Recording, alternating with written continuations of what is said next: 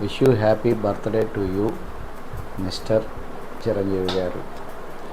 గౌరవమైన చిరంజీవి గారు నిండు నూరేళ్ళు ఇలాంటి బర్త్డేలు 100 జరుపుకొని ఆయురారోగ్యాలతో అష్టైశ్వర్యాలతో సకల జనులకు ఇప్పుడు ఈ రీతిలో చేసే మేళ్ళుని 100 సంవత్సరాలు కూడా మెగా ఫ్యామిలీ గుర్తుండిపోయే విధంగా ఆయన ప్రతి ఒక్కరికి కూడా ఉపయోగపడాలని ఆయనకి విషెస్. ఆయన అభిమానిగా ఖైదీ సినిమా కానించి ఆయనకి కటౌట్లు కట్టినటువంటి వ్యక్తిగా మనస్ఫూర్తిగా నేను నమ్మిన భగవంతుడిని కోరుకుంటున్నాను. గౌరవనీయులైన చిరంజీవి గారు ఆయన సినీ ఇండస్ట్రీలోకి ఎంట్రీ అనేది ఊరుమ్మడి బతుకులు కానించి మన ఊరి పాండవులు కానించి అంచెలంచెలుగా ఆయన ఎదిగిన విధానం చాలా గొప్పది. అదే టీ నగర్లో తినటానికి కూడా లేకోకుండా రూమ్ రెంట్లు కట్టుకోవడానికి లేకుండా పడ్డ బాధల కానించి ఇవాళ భారతదేశంలోనే అత్యున్నతమైనటువంటి ఒక మంచి మెగా ఫ్యామిలీని ఏర్పాటు చేసుకుని ఆ మెగా ఫ్యామిలీతో రాష్ట్రంలో ఉన్నటువంటి ఉభయ రాష్ట్రాల్లో ఆంధ్ర తెలంగాణ ఈ రాష్ట్రాల్లో చిరంజీవి గారంటే ఒక గొప్ప క్రేజ్ను సంతరించుకున్నటువంటి వ్యక్తి. ఇది ఊరికే అభిమానులు కోరుకునే అభిమానులు మెచ్చుకునేది కాదండి. ఈ గ్రేట్నెస్ కళ్ళు లేని వాళ్ళకి కళ్ళ కోసం ఐ బ్యాంకులు పెట్టి రక్తహీనతతో బ్లడ్ లేకోకుండా మరణిస్తున్నటువంటి వాళ్ళ కోసం బ్లడ్ బ్యాంకులు పెట్టి అనేక అన్నదానాలు చేసి రకరకాల ఆర్థిక సాయాలు చేసి సాటి సినీ హీరోలు అనారోగ్యంతో మరణశయ్యపై ఉన్నటువంటి వాళ్ళను కూడా బ్రతికిచ్చి నూతన జీవితాన్ని ప్రసాదించి ఆర్థికంగా ఆదుకుని అట్లాగే హాస్పిటల్స్గా ఫర్ ఎగ్జాంపుల్ ఇవాళ కోడలు గారు పెట్టినటువంటి హాస్పిటల్స్ కానివ్వండి, అనేకమైన హాస్పిటల్స్ కానీ వారు ఇవాళ రేపొద్దున పిఠాపురంలో పెట్టబోయేటటువంటి హాస్పిటల్స్ కానివ్వండి, ప్రతి ఒక్క దానికి కూడా వెనకాలండి అనేక విధాలుగా ఆర్థిక సాయం చేసి చదువుకునే పిల్లల్ని చదువులు చెప్పించి నేను ఒక మెగాస్టార్ని అనేది గర్వం లేకోకుండా ఈ రోజు వరకు కూడా ఎంతో చిన్న పిల్లోళ్ళలాగా ఇంకా నేర్చుకోవాల్సింది ఉంది అని రాష్ట్ర ప్రజల దగ్గర కానీ నాయకుల దగ్గర కానీ భారత ప్రధానుల దగ్గర కానీ ఆయన నడుస్తున్న నడవడిక ఆయన యొక్క గొప్పతనం సింపుల్సిటీ అనేది నిన్న మనం రాష్ట్ర ముఖ్యమంత్రి ప్రమాణ స్వీకారోత్సవంలో చూసాం. భారత ప్రధానే స్వయంగా వచ్చి ఆ మెగా ఫ్యామిలీ మెంబర్స్ని ఇద్దరినీ కూడా నాగబాబుని చిరంజీవిని అట్లాగే పవన్ కళ్యాణ్ గారిని ఏ ఫ్యామిలీలో అయినా ఇలా అన్నదమ్ములు కలిసి ఉంటాం మనం చూడలే. అన్నదమ్ములు కలిసి ఉంటే తోడికోడళ్ళు విడిపోవటం చూసాం. కానీ ఈ అన్నదమ్ముల్లో ఒక అన్నదమ్ముడు సినిమా తీసి నాగబాబు గారు ఆర్థికంగా దెబ్బతింటే ఇంకో అన్నయ్య సాయం చేయటం, తమ్ముడు సహకరించడం, కలిసి ఉంది ఫ్యామిలీ, ఉమ్మడి కుటుంబం ఫ్యామిలీ అనేది రాష్ట్ర ప్రజలందరికీ కూడా మెగా ఫ్యామిలీ లాగా ఉండాలిరా అని ఒక విధానాన్ని తెలియజేసేది. విడిపోయి ఉండాలంటే ఇంకో ఫ్యామిలీలు గుర్తుకు తెచ్చుకునేది. అసలు వీళ్ళు ఒక ఆదర్శంగా తయారయ్యారండి. అలాంటి గొప్ప వ్యక్తిత్వం ఉన్నటువంటి చిరంజీవి గారి బర్త్డే, ఆ బర్త్డే గురించి నేను మాట్లాడతాం. నా కళ్ళతో నేను ఖైదీ సినిమాకి కటౌట్లు కట్టి ఎంతో పైకెక్కి గుడ్డ బ్యానర్లు కట్టి ఆయన కోసం సినిమా హాల్లోకి వెళ్ళి గొడవలు పెట్టుకుని టికెట్లు తెచ్చి నా అభిమానులకు పంచి అప్పటి నుంచి ఇప్పటికీ మెగా ఫ్యామిలీతో ఎంతో ఇదిగా మెగాస్టార్ చిరంజీవి గారు అంటే చాలు, పవన్ కళ్యాణ్ గారు అంటే చాలు, ఇక మా ఫ్యామిలీలే మేము అలా ఎడిట్ అయిపోయి మీకున్నాం. అందుకే మీరంటే విశ్వాసంగా ఉన్నాం. అందుకే ప్రజారాజ్యం పార్టీలో కూడా విజయవాడ సిటీకి కో కన్వీనర్గా ఉండి ఇదే విజయవాడ తూర్పు నియోజకవర్గంలో మీ పార్టీ తరపున యలమంచిలి రవి గారిని గెలిపించిన చరిత్రలో అతి ముఖ్యులు మా ముళ్ళపూడి బ్రదర్స్ అండి. ముళ్ళపూడి నవరంగు, ముళ్ళపూడి నాగేశ్వరరావు అని చెప్పుకుంటానికి కూడా గర్వపడతామండి. అట్లాగే మీలాగా ఎదగాలని, మీలాగా ఉండాలని, చిరంజీవి గారిలాగా ఇండివిజువల్గా ఇండస్ట్రీలో ఎదగాలని ఎంతోమంది నూతన హీరోలు ఇవాళ వచ్చి మిమ్మల్ని ఆదర్శంగా తీసుకుని వాళ్ళు ఎదుగుదలను చూస్తుంటే ఎంతో ఆనందంగా ఉందండి. ఎక్కడ ఊరుమ్మడి బతుకులు, ఎక్కడ మన ఊరి పాండవులు, ఎక్కడ వాల్టేరు వీరయ్య?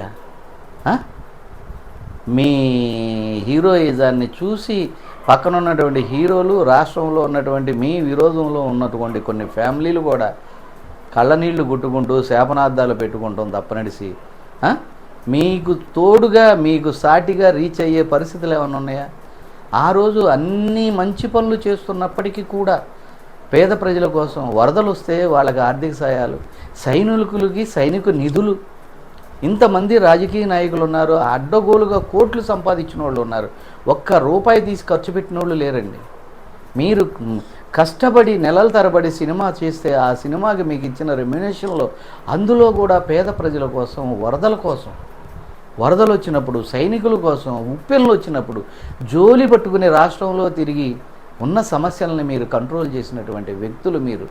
కరోనా టైంలో ప్రతి ఒక్కళ్ళు బయటికి రావడానికి భయపడుతుంటే, అదే సినీ ఇండస్ట్రీలో ఇండస్ట్రీ మొత్తం ఆగిపోతే, షూటింగ్లు ఆగిపోతే, ముఖ్యంగా మీ ఇండస్ట్రీలో అనేక మందికి బియ్యం, ఉప్పు, పప్పు అన్నీ కాయగూరలతో సహా ఇంటి ఖర్చులతో సహా బై క్యాష్ కూడా ఇచ్చి ఆదుకున్న ఒకే ఒక రియల్ గొప్ప హీరో ఎవరన్నా ఉన్నారంటే గౌరవనీయులైన మెగా ఫ్యామిలీ చిరంజీవి గారండి.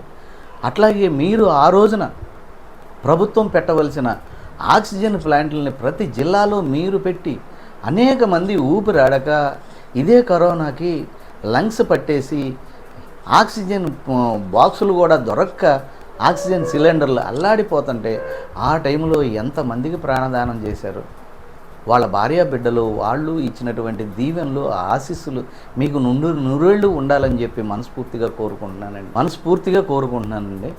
చాలా థ్యాంక్స్ అండి. చాలా గౌరవనీయులైన చిరంజీవి గారు, మీ గురించి మాట్లాడటం మాకు చాలా ఇదిగా ఉంది.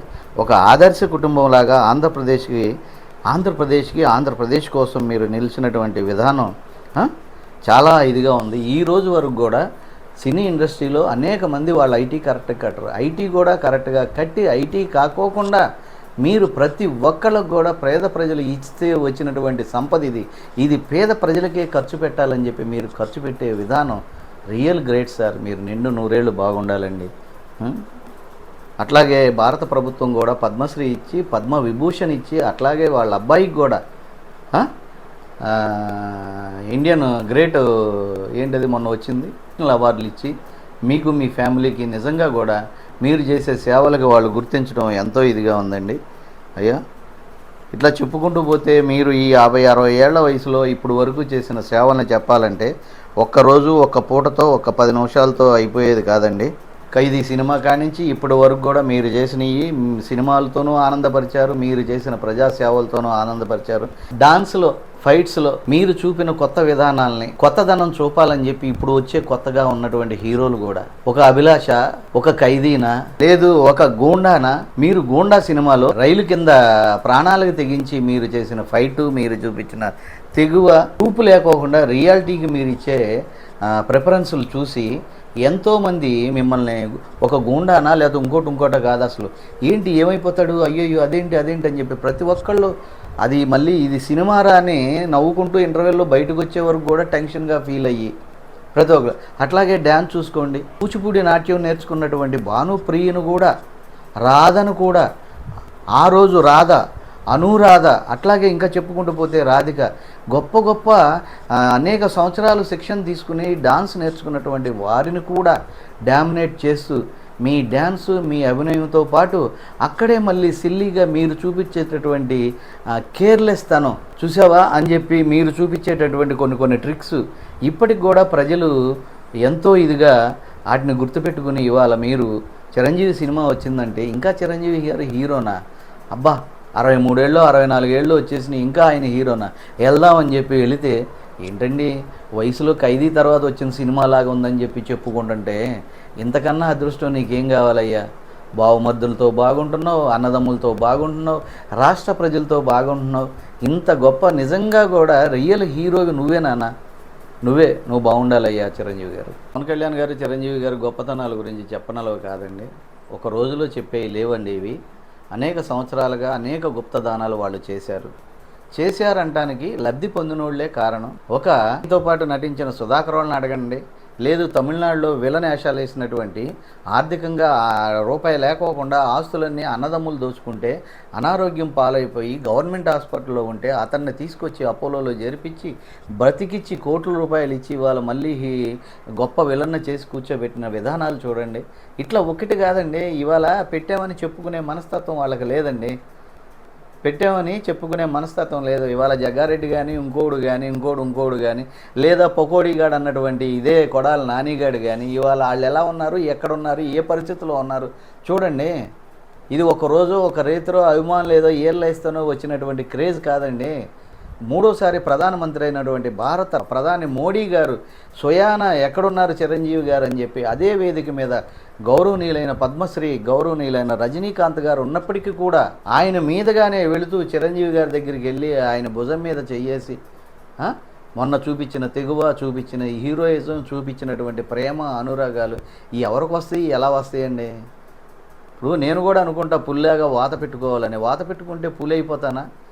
నిజంగా రియల్గా కూడా వండర్ఫుల్ ఫ్యామిలీ వాళ్ళు, వాళ్ళ బాధ్యతలు వాళ్ళు సక్రమంగా నిర్వర్తిస్తున్నారు.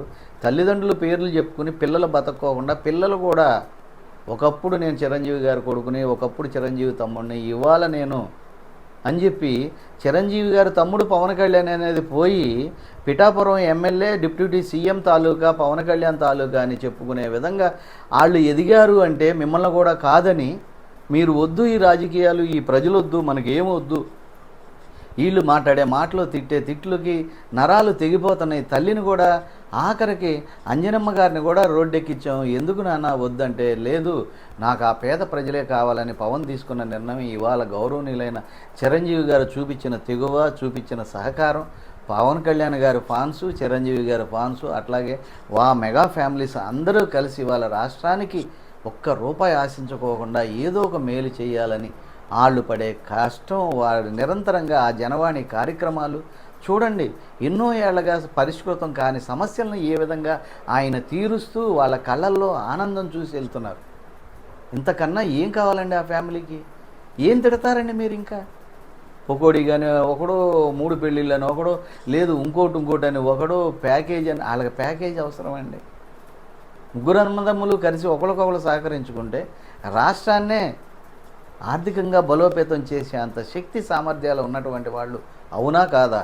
నిజంగా ఈ ముగ్గురు అన్నదమ్ములు 3 ప్రాంతాలు, అటు రాయలసీమ, ఇటు కోస్తా, అటు శ్రీకాకుళం జిల్లాలు వెళ్ళి జోలి పట్టుకుంటే రాష్ట్ర అభివృద్ధికి ఎన్ని కోట్లు నిధులు తేగలరండి? తేగలరు. అట్లాగే రాష్ట్ర అవసరాలకు కానీ, సైనిక సేవలకు కానీ, అట్లాగే వరదలు వచ్చినా ఉప్పెనలు వచ్చినా కానీ ఖర్చు పెడతానికి కూడా వెనకాడకోకుండా నిన్న చూడండి కేరళలో వాయనాడులో వరదలు వస్తే అక్కడికి వెళ్ళి ఎన్ని కోట్లు దానం చేశాడు. ఎందుకని దానం చేయలేకపోయాడు? అక్రమంగా సంపాదించుకున్న అనేక మంది మాజీ ముఖ్యమంత్రులు ఉన్నారు, అనేక మంది పెద్దలు ఉన్నారు. ఎందుకు తీయలేకపోతున్నారు మీరు? అలా కోట్లు తీసి ఖర్చు పెట్టేవాళ్ళని మీరు చూపించండి. మాటలు చెప్పడానికి ఏముందండి? ప్రెస్ మీటు ఇవాళ వచ్చి మైక్ దగ్గర పెట్టే మాట్లాడొచ్చు, నేను కూడా. దానికి ఉపయోగం ఉండాలిగా. దయచేసి రాష్ట్ర ప్రజలారా, ఆ మెగా ఫ్యామిలీ ఉన్నట్టుగా మనందరం కూడా ఉండి ఉమ్మడి ఫ్యామిలీలాగా అందరం కలిసి ఉండి బతుకుదాం. అలాంటి మెగా ఫ్యామిలీని బతికిద్దాం. వాళ్ళని ఇంకా వాళ్ళ పిల్లలు ఉన్నంత వరకు మనం ఆదరిద్దాం. ఆయనకి పుట్టినరోజు శుభాకాంక్షలు. ఆంధ్రప్రదేశ్లో ఉన్న ప్రతి ఒక్క ప్రజలు, ప్రతి ఒక్కళ్ళు కూడా ఆయన అభిమానులతో సంబంధం లేకుండా ఆయన చేసిన మంచితనం, ఆయన సేవలను గుర్తించి అలాంటోడు బతకాలి, ఉండాలి, అనేక పుట్టినరోజులు జరుపుకోవాలని రాష్ట్ర ప్రజలు కూడా కోరుకోవాలని చెప్పి కోరుకుంటున్నాను. మీ గురించి మీ బర్త్డే రోజుని ఈ వాక్యాలు చెప్పడానికి నేను గర్వంగా ఫీల్ అవుతూ నాకు ఈ అవకాశం ఇచ్చిన మెగా బాక్స్ ఆఫీస్ వారికి ధన్యవాదాలు తెలుపుకుంటున్నాను.